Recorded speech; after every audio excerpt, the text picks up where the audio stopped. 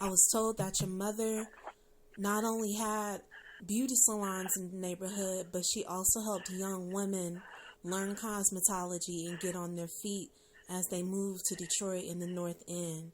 So I was hoping to ask a few questions about your mother's experiences, and if you want to share any memory you have of her salons or the North End, I'm open to that as well. Oh, okay. Right. Okay. Yeah, and just to let you know, come up what I found at the library, Mom. They said that Mrs. Essie M. Harrison owns Essie's Beauty Salon at 9459 Oakland Avenue. And so she was calling herself Mrs. Harrison. Yes, she was married three times. Who was her first marriage? My father, John Clark. Did they live together at Westminster? No, they, where did they live? I don't know where they lived because I was a little baby girl up to 5 years old, and then that's when they separated. But how did they get to Detroit? 'Cause they were both from Alabama. I know Grandma was from Tuscaloosa. Yeah, well, anyway, she lived with her mother sent her to her aunt's house in somewhere in the South there, because she was pregnant. And then when she lost the baby, and or I don't know when she lost it, but anyway, she was very upset because she didn't eat enough.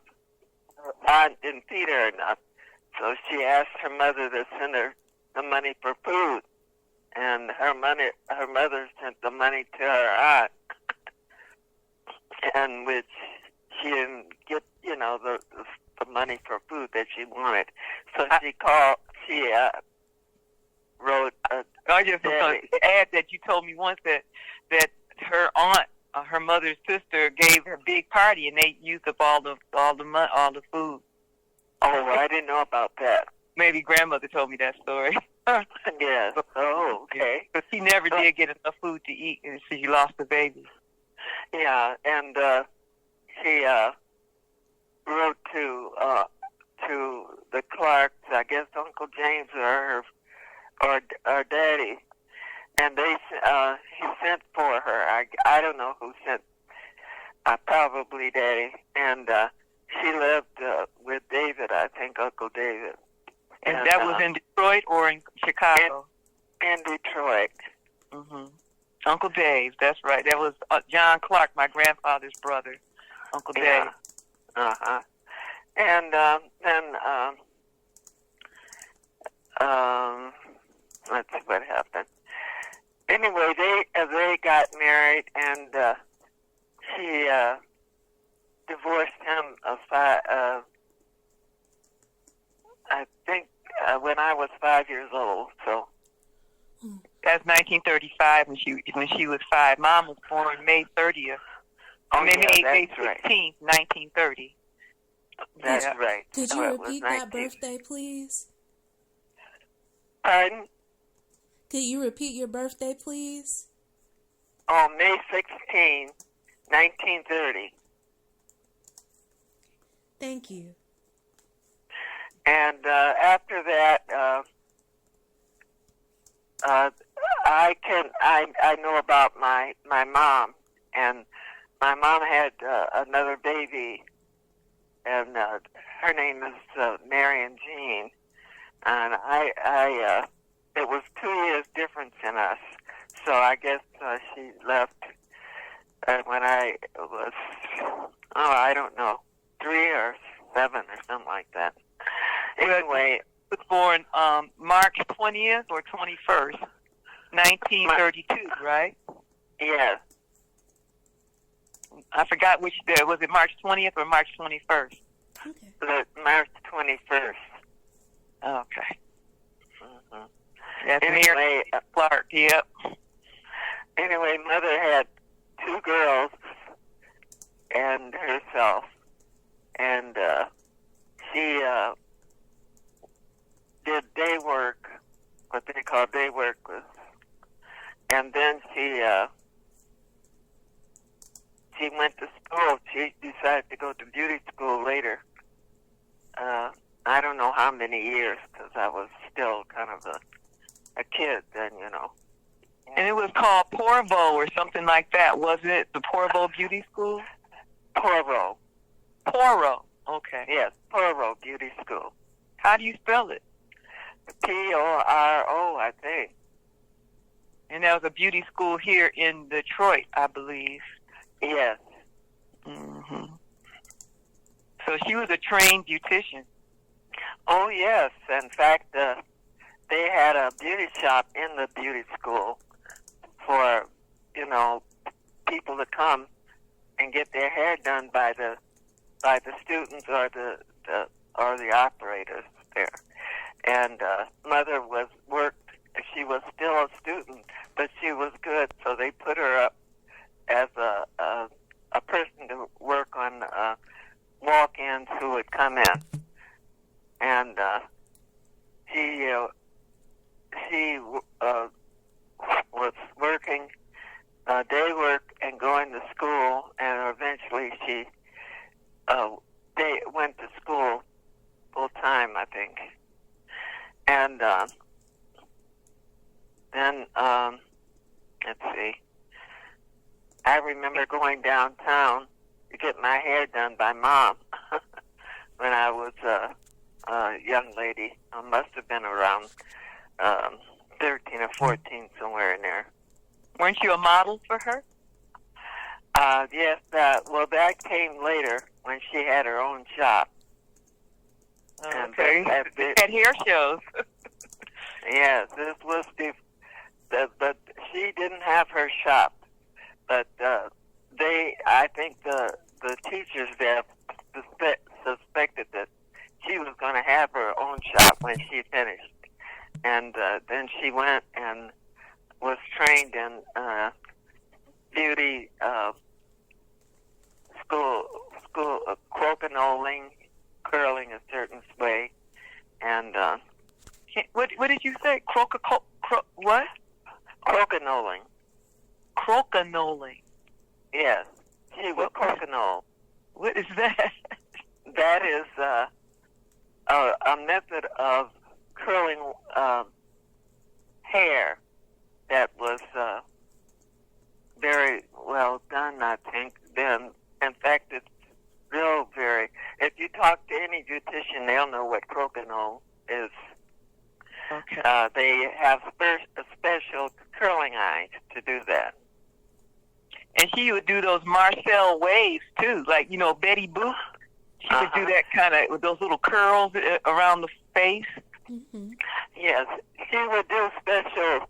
She was very good at styling people's hair and to flatter them very well. And she was good, mainly, her method was to crokinole or curl people's hair, and then she would style it. And she'd brush the curls into a style. Okay. That's right. Uh-huh. I know she used to do my hair sometimes. But didn't she have her first beauty shop in the basement of the apartment building at Westminster? Yes. Well, before she had that, she was going to buy some furniture for a shop, and the people at the store and the beauty shop store told her to get customers and do them at her home first, and after she had enough, then open up a store. And she got the store in the basement of the place where we lived. It had a front side which was a basement basement door entry. Yeah. Yeah, and they had place, but she was the only one there in the shop. And that's where she first started her shop, in the basement. And her customers would come. She had a sign on the windows at the building to indicate it was a shop downstairs in the basement. And they would come, and that's where she got her first customers. This was after she had finished her course at Pearl Beauty School. Do you remember the address to the place at Westminster? Well, I remember the address where we lived at that building was 654, but I don't remember the address for the business on Oakland, because it was on Oakland that the basement entrance was to the shop. Oh, in Oakland? Yes, and it was in the same building. One side of the building was on Westminster, because we were on the corner of Westminster and Oakland. That must be the 9459 Oakland Avenue. In 1954, she owned Essie's Beauty Salon at 9459 Oakland Avenue, and they said it was smack on the corner of Oakland and Westminster Avenue. That's what the telephone book said. Yes, so that's where it was. And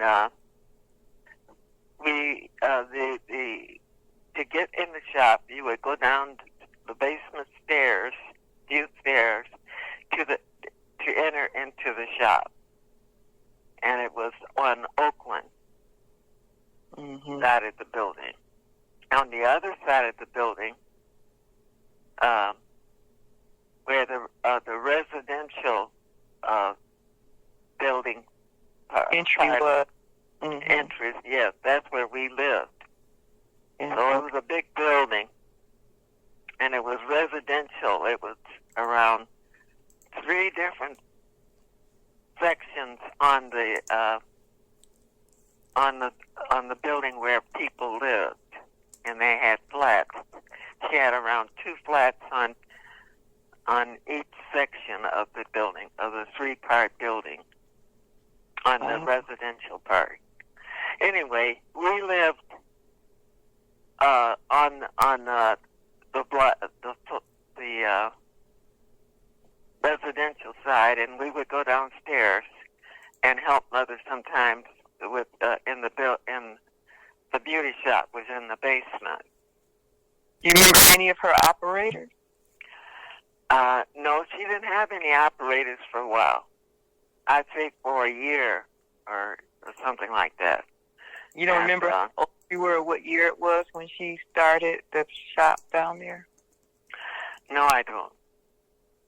Because by 1954, in the phone book, it says that that's the first time she appears in the phone book at Townsend 69225. TO6 9225 was her phone number.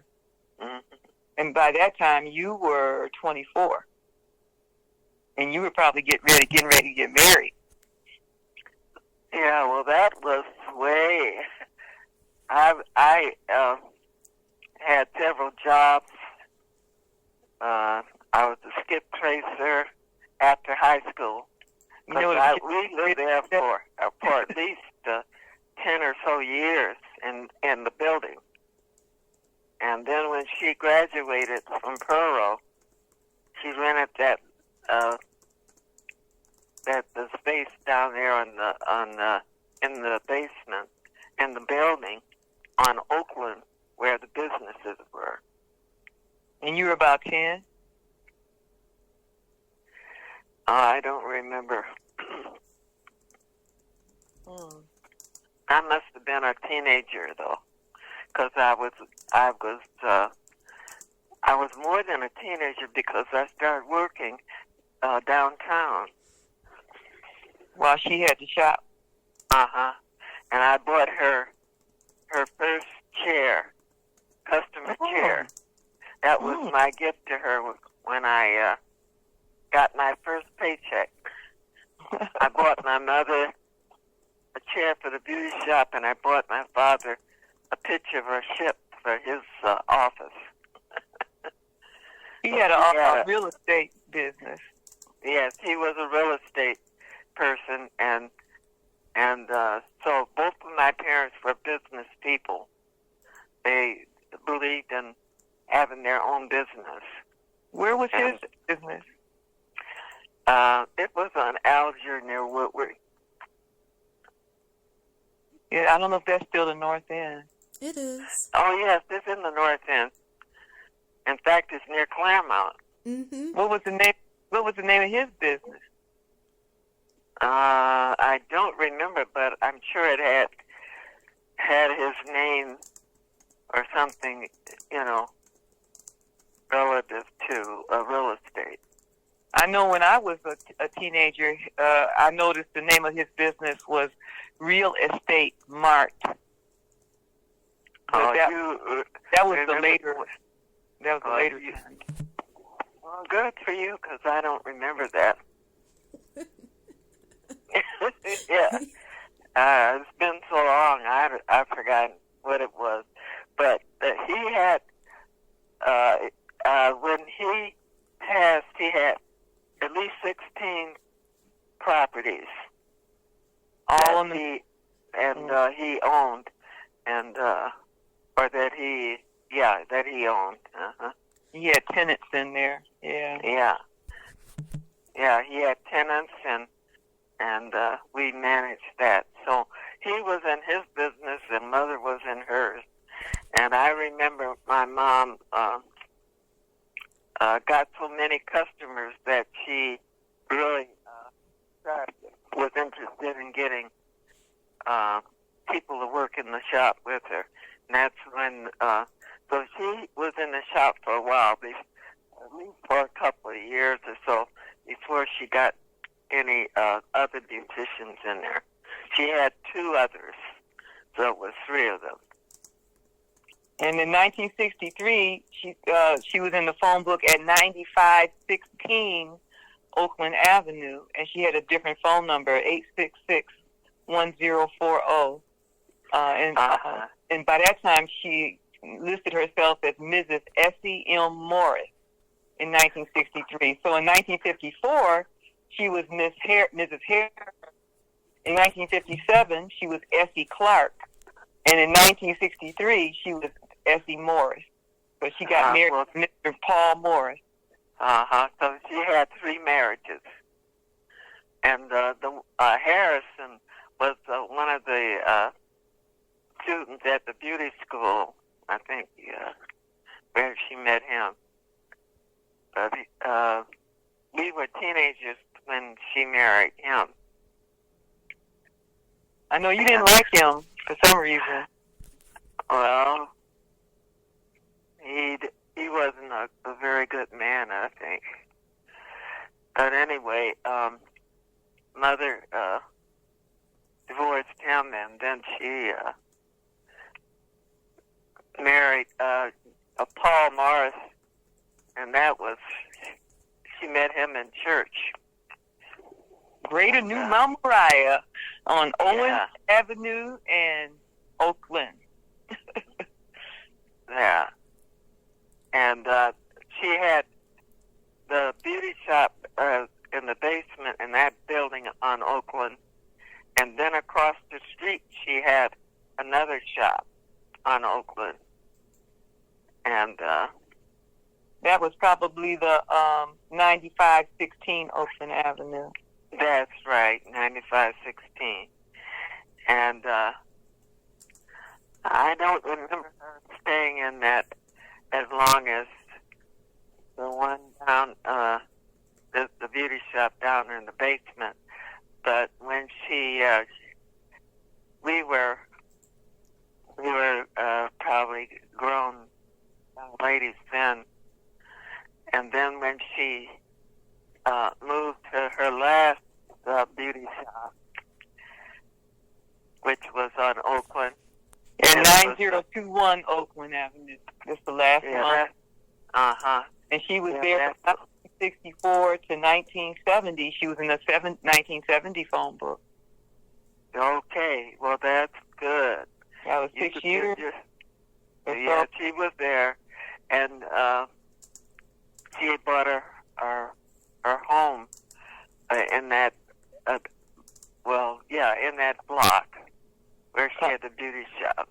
Yeah, that was on Josephine. Yeah, on Josephine. That's right. What was the address? Do you remember? No, I don't.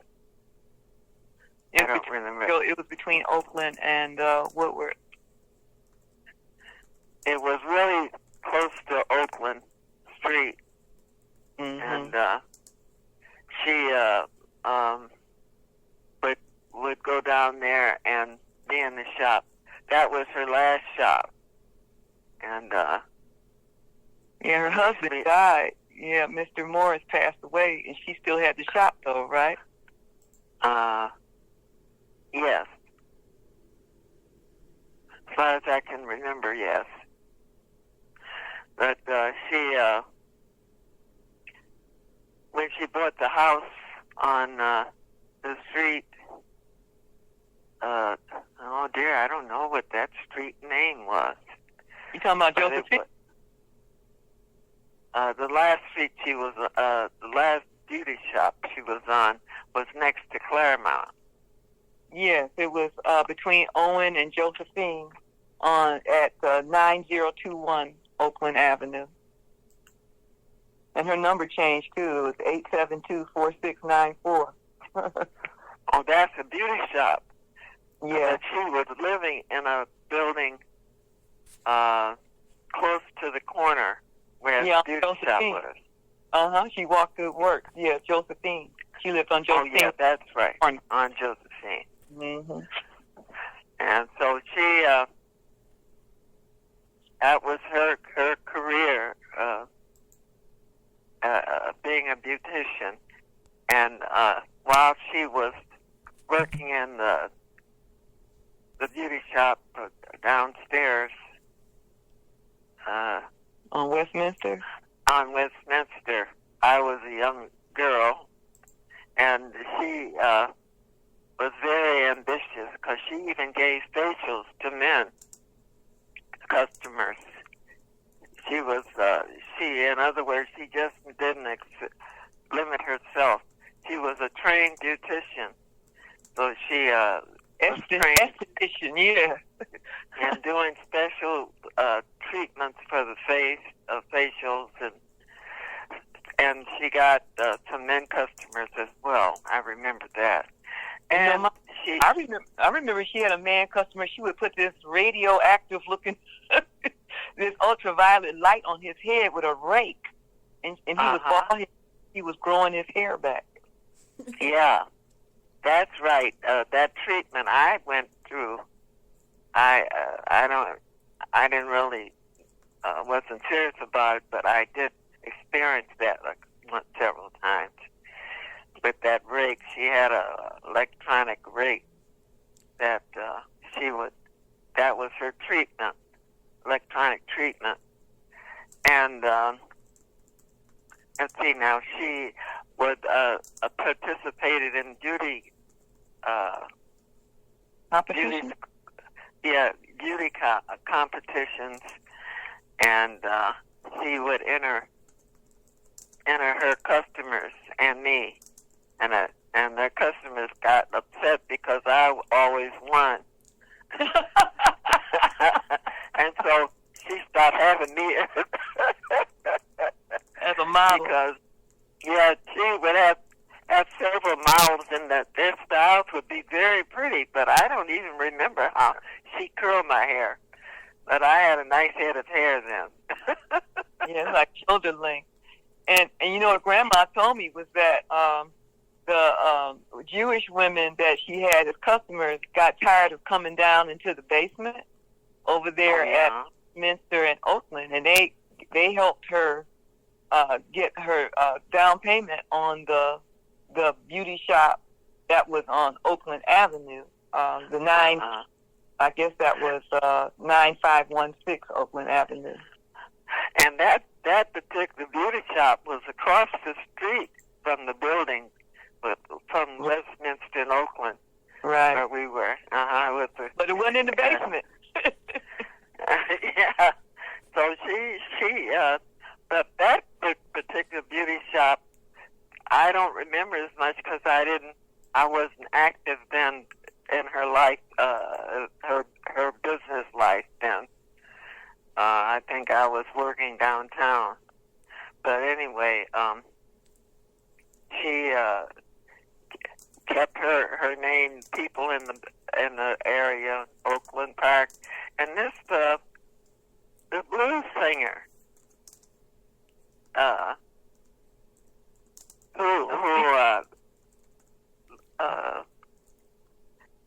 father was a minister, and famous blues singer, huh? Yeah. Was her customer?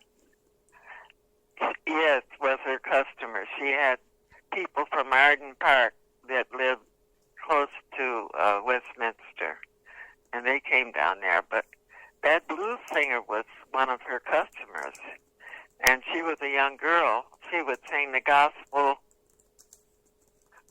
and I don't remember her name, but anyway, I'm sure if you see it, Michelle, I would remember. But anyway, she had customers from Arden Park and those beautiful buildings that they had, homes that they had on Arden Park, which was close to Westminster, and they would come down to the beauty shop in the basement. She had. I don't remember too many customers. She was didn't do as well or didn't stay there as long on Oakland Street because she moved to the one that she left was at she bought the home there on Josephine. Yeah, and that was 9021 Oakland Avenue. So she moved back across the street to the odd number side of the street. That's right. So she stayed on Oakland pretty good.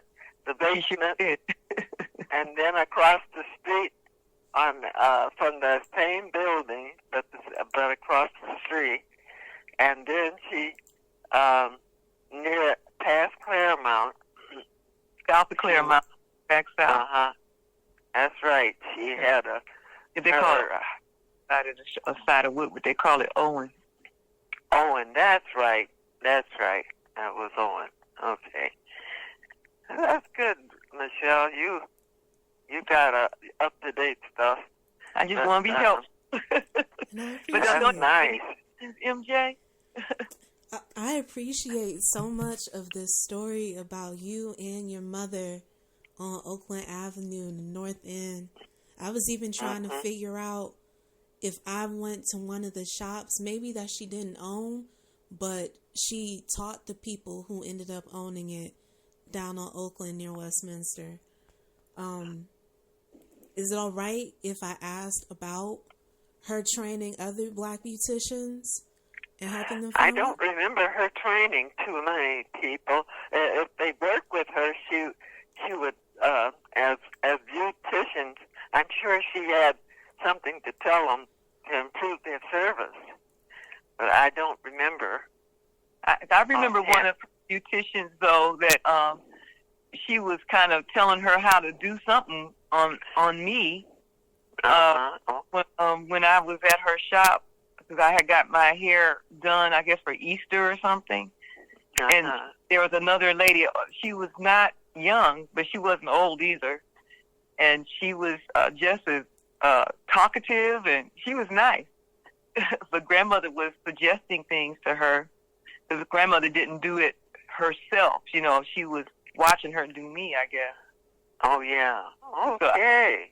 So that's why I had the impression that she trained younger women, because she was telling her what to do, telling her what to do. Yes, well, that was good. You know, I forgot to tell the young lady here that when she was in the basement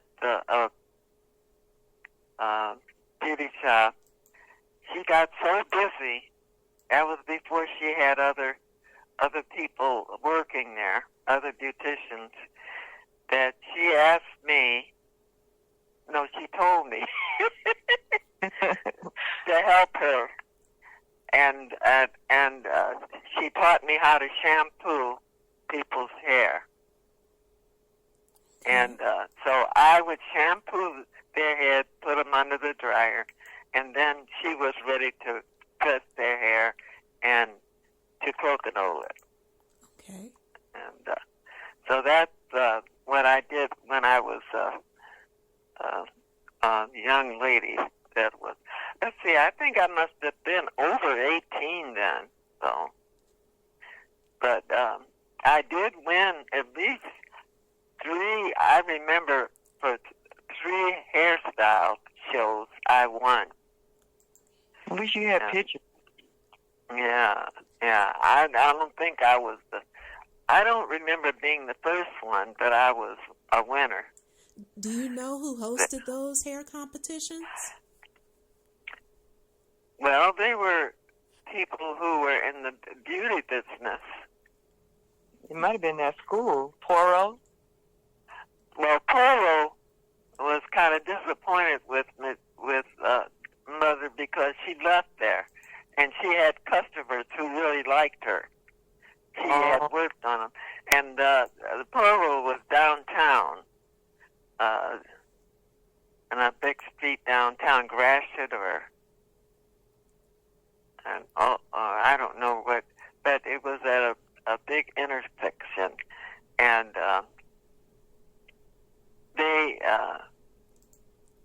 they were wanted to keep her as a student, but you know she had went through the process of graduation and stuff, and anyway, she had evolved so that she realized that she could have her own shop, you know, after working and getting the customers and stuff. So that was that. I know that I'm sure that Mother told the other beauticians what she expected of them. Okay. And I know she taught me how to shampoo, how she wanted me to shampoo the people's heads. And I did pretty good, considering that I experienced a terrible thing. A lady wet me up, a new shampooer at the current business where I was going recently. Oh, she's talking about this year.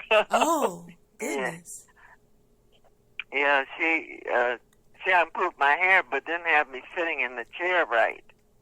Mm. And I didn't realize that in other words, she wet up my dress, my back of my dress. Oh, I'm sorry. That I was wearing. But anyway, that's another experience. But you need your mother. They're telling her how to do it. Yeah, but I was wondering why she didn't correct her. But maybe she didn't want to. I don't know. But I won't be going to her because the beautician in this building has come back from recovered from her operation, and she's working now 2 days a week. That's So I'll be going downstairs to get my hair done. That's very good. But that's basically it. I think there's probably more to be said about Granddaddy, John Clark, but I guess I wasn't present to thinking that, of course, his business was also in the North End.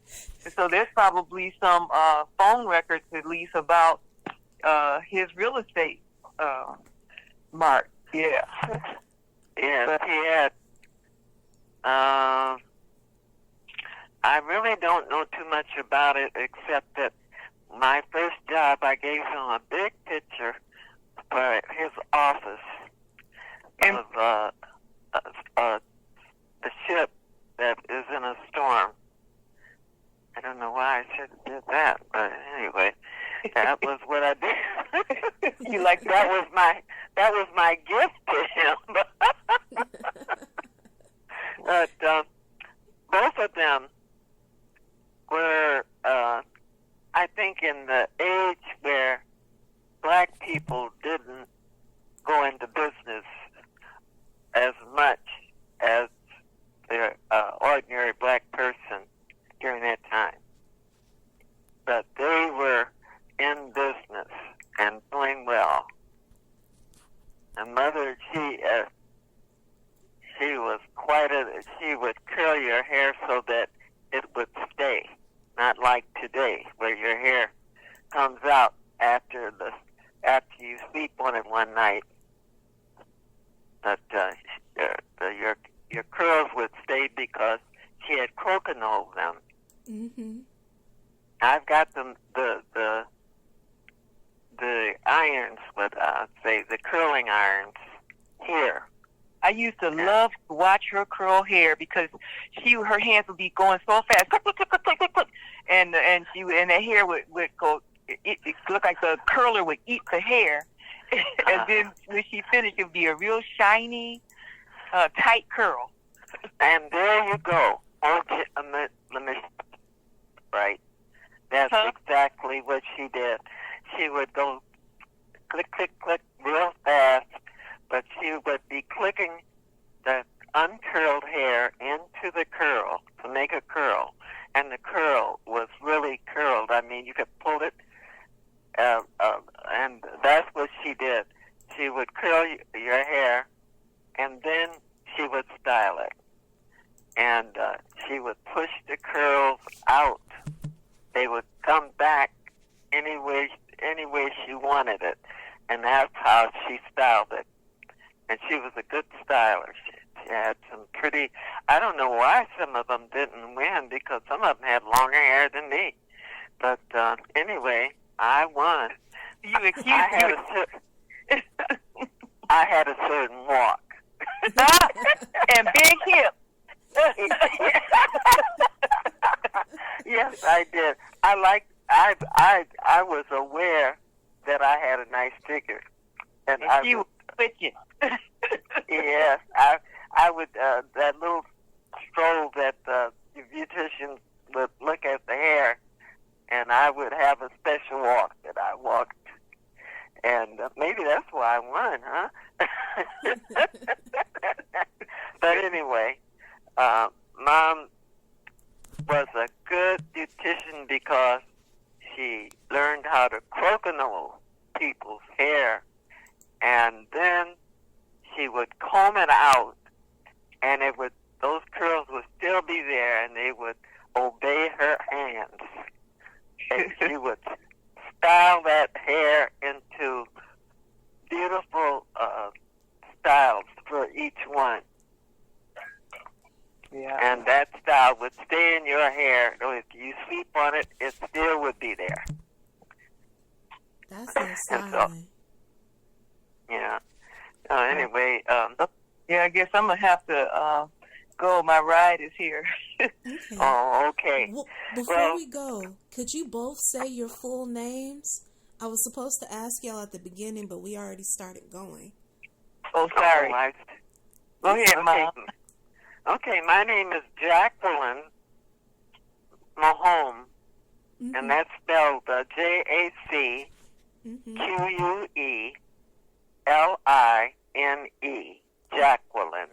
Mahome is spelled Mahome.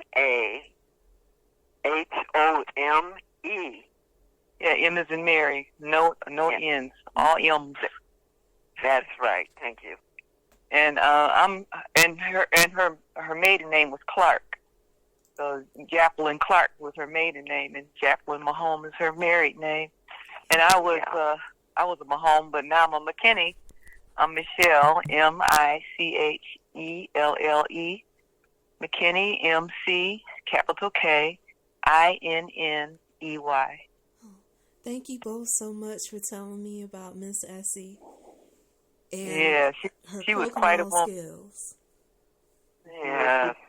She was such a hustler. She could do anything. She would look at a dress in a store window and go out and recreate it and she did fine sewing too. Ooh, Oh, yes. an industrious she- woman. Yeah, she did. She did laundry. Yeah, mother was a hustler. She knew when the times were bad, she had the laundry. And then she went into day work, and they loved her, and I loved them. And then she studied to be a beautician, and she was one of the best beauticians that I know of. Now, Yeah, I think her shop lasted almost 20 years. yeah. This is a beautiful story. Thank you so much for sharing. I will be transcribing this recording in the next 2 weeks, Okay. and I'll share back just to make sure I spelled everything. I already found crokinole. That has a Q in it. Very interesting. But I'll share back just to make sure I got things right. Okay, dear. All right, because Well, I don't know how to I'm spell it. Y'all have a good Hey, evening. what's your name? My name is MJ Ross. I grew up on Oakland and Trowbridge. Oh, you did? Yeah, Did you my, Oh, I know what that is. yeah. You might have known maybe my great grandma. She moved there in the 50s and sold everybody alcohol.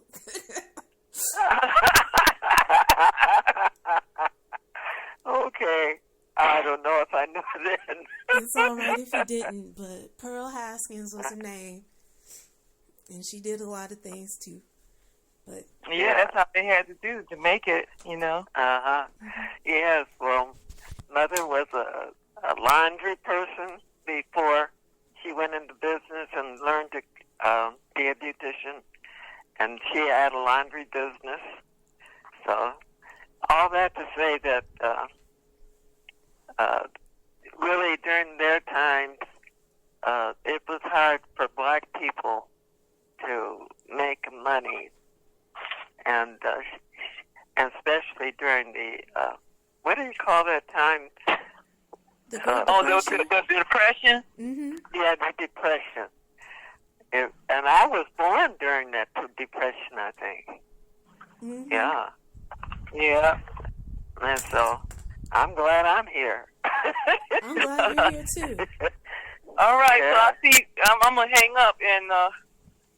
up now because I don't know how the signal will go. But thank you so Okay, much, ma'am. Thanks, MJ, for everyone. giving us the story. Thank you. Y'all have a good evening. Thank you. Okay, you too, darling. All right. Right. Okay. Bye bye. Bye-bye, everybody. Bye.